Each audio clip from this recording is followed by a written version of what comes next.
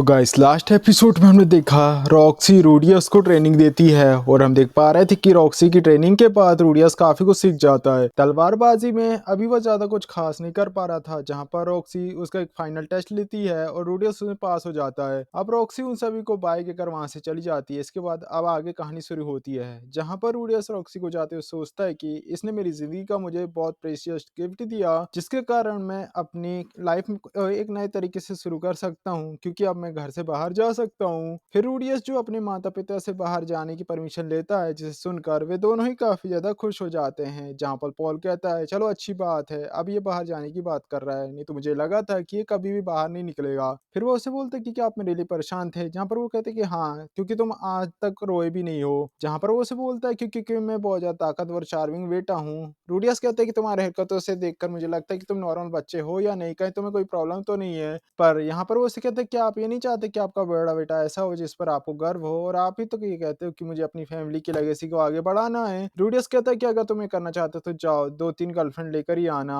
और वो उसे कहता है कि हाँ, इस बात का भी ध्यान रखना है कि एक आदमी की स्ट्रेंथ कमजोरों को बचाने के लिए होती है, ना कि किसी पर जुल्म करने के लिए। यहाँ पर वो उसे कहते हैं कि हाँ पापा, मैं जानता हूँ जो आदमियों की स्ट्रेंथ होती है वो लड़कियों के सामने शो ऑफ करने के काम भी आती है ना। जहाँ पर कहता है कि हाँ तुम सही कह रहे हो, नहीं नहीं ऐसा कुछ नहीं है। फिर रूडियस वहां से भागते हुए चला जाता है। रूडियस जो गांव में घूम रहा था और सभी के साथ काफी अच्छे से हाइक मिल रहा था। रूडियस सोच रहा था कि अब मैं बिल्कुल ठीक हूँ, क्योंकि अब बाहर की दुनिया मुझे अब डराती नहीं है, और इसके लिए मैं रॉक्सी का बहुत ज्यादा शुक्रिया अदा करता हूँ। मैं हमेशा ही उसके अंडरवेयर को संभाल कर रखूंगा। यहाँ पर रूडियस देखता है कि कुछ बच्चे जो एक बच्चे को तंग कर रहे थे, और तभी उनमें से एक बच्चा जैसे एक पत्थर उठाकर उस बच्चे को मारने ही वाला था कि तभी रूडियस बीच में जाकर वाटरवॉल से उस पर अटैक करता है। फिर वे बच्चे रूडियस के ऊपर भी मिट्टी फेंकते हैं, पर हम देख पा रहे थे रूडियस जो कि उन सभी से को डॉज कर जाता है और उनके ऊपर वाटर बॉल फेंकना शुरू कर देता है। वे बच्चे वहां से चले जाते हैं। फिर रूडियस उस बच्चे के पास जाता है जिसे बुली किया जा रहा था। हम देखते हैं कि वो उसे लड़की की जगह लड़का समझता है। वो उसे कहता है कि हाँ सच में कि ज्यादा खूबसूरत है, मुझे तो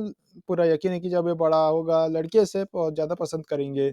फिर लूडियस गर्म पानी से उसका सिर धो रहा था कि तभी लूडियस देखता है कि उस बच्चे की तो ग्रीन कलर के बाल हैं, और फिर रॉक्सी की बात उसे याद आती है जो उसे बताती है कि दरअसल स्प्रिट डीमन की ग्रीन कलर की बाल होती है, उनकी माथे पर एक रेड कलर का जेम लगा होता है, और अगर तुम इस तरीके से किसी को देखो तो वहां से भाग जाना। फिर रूडियस उस बच्चे का सिर चेक करना शुरू कर देता है, पर उसे वहां पर कुछ भी नहीं मिलता, जिसके कारण उसे थोड़ा सुकून मिलता है। और थोड़ी देर बाद रूडियस उसके सिर को सुखाना शुरू कर देता है। वो उसे कहता है कि अगर तुम उस लड़कों के साथ फाइट नहीं करोगे तो वो हमेशा ही तुम्हें बुली करेंगे, क्या तुम्हें इस बात से कोई फर्क नहीं पड़ता कि मैं कैसे दिखती हूँ? वो उसे कहता है कि अगर तुम्हें मेरे बालों के कलर से कोई फ़र्क नहीं पड़ रहा, मेरे मास्टर भी डीमन थी, जहाँ पर वो उसे बताता है, क्या तुम भी उनमें से हो? जहाँ पर वो लड़की कहती है कि नहीं मुझे नहीं पता, मेरे डैड तो हमेशा ही मना करते हैं। वो उसे कहता है कि शायद ये उस एज तक नहीं पहुँचा है जहाँ पर ये सब कुछ समझ जाए। वो उसे कहता है कि मेरे डैड हाफ एल्फ हैं और मैं बालों का कलर मेरे मॉम और डैड के बालों के कलर से बिल्कुल अलग है। वो रोना शुरू कर देती है। रूडियस यहाँ पर उसे शांत कराता है। वो उसे कहता है कि मुझे लगता है शायद इसकी फैमिली की सिचुएशन अच्छी नहीं है, पर फिर भी मुझे यकीन नहीं हो रहा कि सिर्फ इसके बालों के कलर के कारण ही लोग इसे बुली कर रहे थे। फिर वे दोनों वहाँ से जाने लगते हैं। वो उसे पूछता है कि आखिरकार तुमने मेरी मदद क्यों करी? मेरे फादर ने कहा था कि मुझे कमज़ोरों की हेल्प करनी चाहिए, जहाँ पर वो उससे कहता है। फिर वो उसे कहती है कि अगर तुमने मेरी हेल्प करी है, तो अब वो लोग तुम्हारे साथ नहीं खेलेंगे। जहाँ पर आयनो को जो उससे कहता है कि ठीक है तुम मेरे साथ खेलना और अब से हम दोनों फ्रेंड्स हैं। वो उसे कहता है कि क्या कितना ज़्यादा खतरनाक दिख रहा है। वो उसे कहता है कि एक दिन ये सबका दिल पे राज करेगा। जहाँ पर वो उसे बोलता है कि ये भी मेरे काम आएगा। जहाँ पर वो उसे बोलता है मेरा नाम रूडियस, फिर वो उसका नाम पूछता है, जहाँ पर वो अपना नाम सिल्पो बताती है। रूडियस उसके नाम की तारीफ करता है और फिर वे दोनों ही एक जगह पर पहुंच जाते हैं। रूडियस यहाँ पर उसके साथ खेलने के लिए कह रहा था, पर सिल्प कहती है कि मैं आज तक अपने दोस्तों के साथ नहीं खेली हूँ, इसलिए मुझे नहीं पता कि आखिर क्या खेलना चाहिए। जहाँ पर रूडियस सोचता है मुझे लगता है कि आज तक इससे कोई फ्रेंड नहीं बने, मुझे इससे लिए बहुत बुरा महसूस हो रहा है, पर मैं भी इसी तरीके का तो हूँ, मेरी जिंदगी में तो कौन से दोस्त हैं। फिर वो रूडियस उससे कहता है कि क्या तुम मुझे वो सिखा सकते हो जहाँ पर तुमने पानी फेंका था, या फिर जब तुम गरम गरम हवाओं को फेंक रहे थे? सिल्प उससे पूछती क्या मैं भी वो कर सकती हूँ? रूडियस उससे कहता है कि अगर तुम ये सीख लोगे तो हाँ तुम ये कर पाओगी। फिर वो पूछते क्या सिल्प क्या तुम ये सीखना चाहती हो? सिल्प हाँ कहती है और रूडियस उसकी प्रैक्टिस करने के लिए कहता है, और शाम को घर छोड़कर वह उसे अपने घर चला जाता है। पॉल यहाँ पर बाहर उसका वेट कर रहा था। वो उससे कहता है कि क्या तुम्हें पता है कि मैं गुस्सा क्यों हूँ? जहाँ पर रूडियस उससे साफ मना कर देता है। पॉल कहता है कि मैंने सुना है कि तुमने सोमवार को मुक्का मारा। रूडियस कहता है कि क्या आप आज की बात कर रहे हैं? जहाँ पर पॉल हाँ कहता है। रूडियस सोचता है कि शायद ये वही लड़का है जिसने सबको बुली कर रहा था सेल्फ को। जहाँ पर वो उससे कहता है कि मुझे नहीं पता कि आपने क्या सुना पापा, पर असल बात तो ये है। पर वो उससे कहता है तुम चुप रहो, तुमने गलती करी है इसलिए तुम्हें माफी मांगी होगी। पर रूडियस जो अपनी बात कहने लगता है और पॉल उसे उसे चुप से फिर से चुप कराता है। रूडियस कहता है कि शायद मेरे पापा मेरी बात नहीं सुनेंगे। वैसे तो मैं माफी मांग सकता हूँ पर मुझे नहीं लगता कि ये पॉल के लिए ठीक रहेगा। आखिरकार तुम चुप क्यों हो? जहाँ पर वो उससे बोलते हैं क्योंकि आप मेरी बात नहीं सुन रहे, आप तो बस मुझ पर चिल्ला रहे हैं और तो और ऊपर से मुझे माफी मांगने के लिए भी कह रहे हैं। आप बिल्कुल भी अडल्ट वाला काम नहीं कर रहे पापा। अब पॉल को इससे गुस्सा आ जाता है और वह रूडियस को थप्पड़ मार देता है। वो उसे कहता है कि मैंने आज तक वो सब कुछ किया जो एक अच्छे बच्चे को करना चाहिए। मैंने हमेशा ही आपका भरोसा जीतने के लिए बहुत ज्यादा कोशिश करी है, पर फिर भी आप मुझ पर चिल्लाए और मुझे मारा और तो और मेरी किसी भी बात को सुनने से मना कर दिया। पॉलो कहता है कि वो मैंने इसलिए किया क्योंकि सोवर को सच में चोट लगी थी। रूडियस कहता है कि शायद उसे मेरी वजह से चोट लगी थी या नहीं, पर मैं उसे माफी नहीं मांगने वाला। फिर वो रूड पॉल कहता है कि आखिर क्या हुआ क्या है? जहाँ पर वो उसे बोलता है कि आपने तो एक्सप्लेनेशन देने से मजाक किया ना। पॉल चुप हो जाता है। रूडियस कहता है कि पापा फिक्र करने की जरूरत नहीं है। अगर मैं अगली बार 3 बच्चों को इकट्ठा होते हुए किसी बच्चे को बुला होते हुए देखूंगा तो मैं बस उस चीज को इग्नोर करके वहां से चला जाऊंगा। इसके अलावा मेरे पास एक अच्छा आइडिया भी है। मैं उन तीनों बच्चों का साथ देना शुरू कर दूंगा ताकि हम लोग मिलकर मजे कर सकें और तब मैं सबको ये दिखा दूंगा कि हमारी फैमिली किस तरीके से वर्क करती है। और जब मैं एक बार बड़ा हो जाऊंगा तो मैं यहाँ से चला जाऊंगा और फिर मैं कभी भी अपने आप को अपनी फैमिली नेम से नहीं बुलाऊंगा क्योंकि मुझे उस टाइम बहुत ज्यादा शर्म आएगी जब क्योंकि मैंने एक ऐसी फैमिली में जन्म लिया। अब पॉल यहाँ पर उसे कुछ बोलने की कोशिश कर रहा था कि तभी रूडियो सोचता है कि पापा हार मान लो, मैंने अपने 20 साल ऐसे ही आर्गुमेंट का जवाब देते हुए निकाले हैं, इसलिए तुम इस पे मुझसे नहीं जीत पाओगे और तो और ऊपर से इस बार तो मैं सही भी हूँ। जहाँ पर पॉल उससे कहता है कि प्लीज मुझे माफ कर देना, मैं गलत था। तो बताओ आखिरकार वहां पर हुआ क्या था? जहाँ पर रूडियस उसे सारी घटना बताता है। फिर वे लोग घर के अंदर जाते हैं जहाँ पर वो अपनी माँ को अपनी नई फ्रेंड्स के बारे में बताता है। जहाँ पर पॉल मन में सोच रहा था कि आखिरकार मैंने ये सब क्यों किया। सोवेन के मुंह पर सच में चोट के निशान थे। मैं बहुत ज्यादा खुश था कि मेरा जो बच्चा जो हमेशा बड़ी बड़ी बातें करता रहता है और उसने कुछ चाइल्डिश किया है, पर मुझे याद आया कि वो एक शेड क्लास वाटर मेज है और इससे पहले कि वो कुछ बुरा करे मुझे उसे सजा देनी होगी। और आखिरकार मैंने ये सब क्यों कर दिया? मैंने ही तो उसे कहा था कि एक आदमी की स्ट्रेंथ कमजोरों को बचाने के लिए होती है और मैंने ही उसे उस बात के लिए डांट दिया। जहाँ पर जेनिन पॉल से उसके बारे में पूछती है कि उसके दिमाग में क्या चल रहा है। जहाँ पर वो उसे बताता है कि मैंने रूडियस के साथ लड़ाई कर लिया है। मुझे पूरा यकीन है कि मैं उस समय उस टाइम घर छोड़ने के बारे में कहता तो वो उस समय घर छोड़कर भी चला जाता। फिर वो उसे कहता है कि हाँ आखिरकार बेटा तो तुम्हारा ही है ना, जिस तरीके से तुमने घर छोड़ दिया था वो भी घर छोड़ सकता है। पॉल जो मनी मैंने सोच रहा था कि मुझे तो माफी मांगने का भी मौका नहीं मिला, क्या पता मेरे फादर को भी ऐसे ही लगा हो। और फिर रूडियस जो हमें बताता है कि दरअसल फिर से गर्मियों का समय आ चुका था पर वो लड़की अभी भी बाज नहीं आए। अब वो हमेशा मेरे पीछे आते रहते हैं और मैं हमेशा ही उन्हें भगा देता हूँ और उसकी माँ हमेशा ही मेरे पिता के पास मेरी शिकायत लेकर आ जाती हैं। मुझे ऐसा लगता है कि शायद जैसे कि उसे अपने बच्चे से ज्यादा पॉल में यानी मेरे पिता में इंटरेस्ट है और उन्हें केवल बहाने चाहिए मेरे पिता के करीब आने के।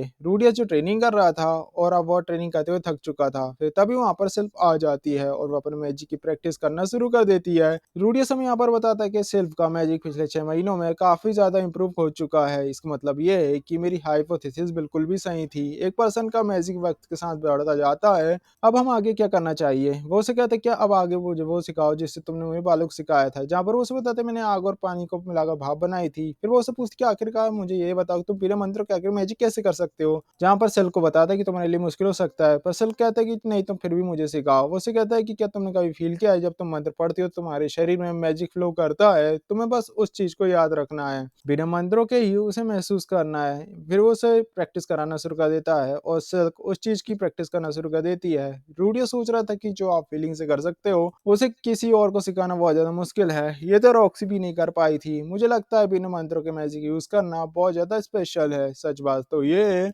मैं तो इस चीज की सच होने की उम्मीद करता हूँ क्योंकि इस दुनिया में मैं स्पेशल बनना चाहता हूँ कि तभी सिल्क बिना मंत्रों के ही मैजिक यूज करने में सक्सेसफुल हो जाती है और काफी ज्यादा खुश होती है। फिर वे दोनों ही काफी ज्यादा खुश होकर एक जगह काफी ज्यादा खेलते हैं और थक्का गिर जाते हैं। रूडियस जो सोच रहा था कि सच में ये कितना ज्यादा हैंडसम है और मुझे इस बात से जेलसी हो रही है, पर अगर मैं ध्यान से सोचूं तो मेरी पुरानी लाइफ में भी मेरी एक चाइल्डहुड फ्रेंड थी और अब तो उसकी शादी भी हो चुकी होगी। फिर हमें दिखाया जाता है कि वहां पर बारिश शुरू हो जाती है और वे दोनों ही रूडियस के घर चले जाते जाते हैं। लिलिया रूडियस को नहाने जाने के लिए कहती है और रूडियस सिल्क को भी अपने साथ ले जाता है और जहाँ पर वो अपने कपड़ों को उतार देता है और सिल्क को भी कपड़े उतारने के लिए कहता है ताकि वो वायरस के कारण बीमार ना पड़ पाए। और हम देखते हैं यहाँ पर सिल्क जैसे शर्मा रही थी और रूडियस को अभी भी ये लग रहा था कि शायद वह एक लड़का है, जिसके कारण वह उसके कपड़े उतारना शुरू कर देता है और सिल्क उसे इसके लिए साफ मना कर रही थी। यहाँ पर रूडियस सोचता है कि शायद ये शर्मा रहा है और इसे लगता है कि शायद इसका लिटिल है और लोग इस पर हंसेंगे। फिर हम देखते हैं यहाँ पर सिल्क के मना करने के बाद भी लूडियस रुकता नहीं है और उसका ध्यान भटका कर वो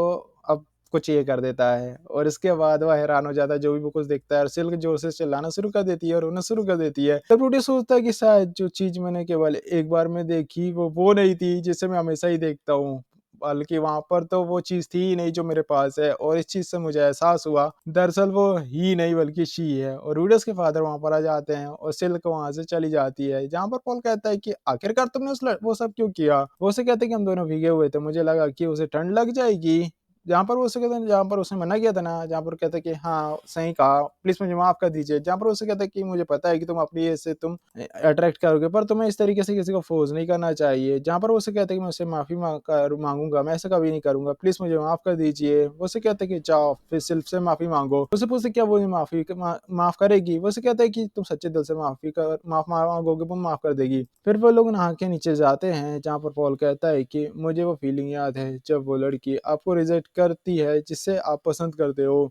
वैसे तो ये सब हमारी पूरी फैमिली की ही आदत है, इसलिए तुम भी ऐसे ही हो, पर फिर भी तुम स्मार्ट और मुझे पूरा यकीन है कि तुम अपनी गलतियों से जरूर सीखोगे। तुमने तो एक ही पल में मुझे उम्मीद दे दी और चिंता में भी डाल दिया। जहाँ पर रूडियस सिल के पास जाता है और चिल्लाते हुए कहता है प्लीज मुझे माफ कर दो, तुम्हारे छोटे बालों के कारण मुझे लगा कि तुम एक लड़के हो। अब सिल के आंसर जोर जोर से रोना शुरू कर देती है, जहाँ पर पॉल सोचता है कि शायद मेरा बेटा काफी ज्यादा कम अकल है। और फिर रूडियस और पॉल जो अगले दिन प्रैक्टिस करते हैं, पर हम देख पा रहे थे रूडियस जो ज्यादा अच्छे से परफॉर्म नहीं कर पा रहा था। जहाँ पर पॉल कहता है कि तुम ज्यादा फोकस नहीं कर पा रहे हो क्या, सिल के साथ तुम्हारी सारी चीजें अभी ठीक नहीं हुई है। जहाँ पर रूडियस कहता है कि हाँ आपने ठीक कहा, और तो और ऊपर से मेरी तलवारबाजी भी अच्छी नहीं हो रही है, इससे मुझे और भी ज्यादा दुख हो रहा है। रूडियस उससे कहता है कि क्या तुम्हें अपने पिता से कोई हेल्प चाहिए। जहाँ पर रूडियस पॉल से एक हेल्प मांगने के लिए हेल्प मांगता है, जहाँ पर पॉल उससे कहता है कि जरा ध्यान से सुनो, वुमेन मैन की स्ट्रेंथ के साथ साथ उनकी वीकनेस को भी पसंद करती है। जरा ध्यान से सोचो, अगर तुमसे कोई ज्यादा ताकतवर है तो तुम्हारे पीछे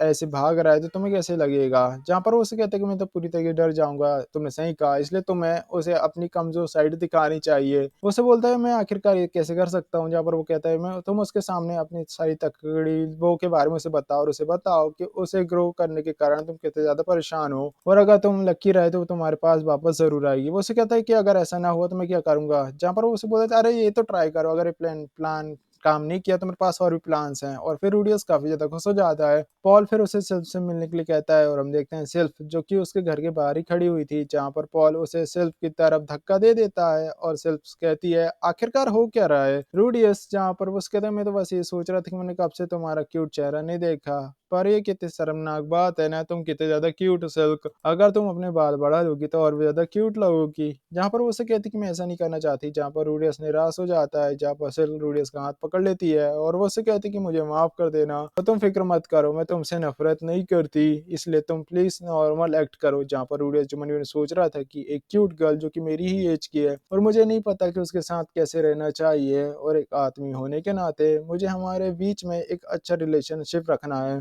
और वैसे भी सिल्क चाहती कि हमारा रिलेशन पहले की तरह ही रहे, इसलिए मैं वैसा ही करूंगा और वो सारी चीजों करूंगा जिससे कि मैं अपने दोस्त को खुश रख पाऊं। जहां पर पॉल अब इन दोनों को साथ में देखकर काफी ज्यादा खुश था और वो सोचता कि अरे मैं इतने छोटे से बच्चे को आखिर सिखा क्या रहा हूँ। खुश होते होते उसके दिमाग में बात आती है। सो गाइस इसके साथ ये एपिसोड खत्म हो जाता है। सो गाइस अगर आप नेक्स्ट एपिसोड देखना चाहते हो जिसका लिंक आपको स्क्रीन में शो हो रहा होगा, जिस पर क्लिक करके आपने एपिसोड देख सकते हो, वहीं इसके पहले वाले एपिसोड की भी लिंक आपको स्क्रीन में शो हो रही होगी, उस पर क्लिक करके इसके पहले वाले एपिसोड को भी देख सकते हो। मिलते रहिए तब तक के लिए बाय।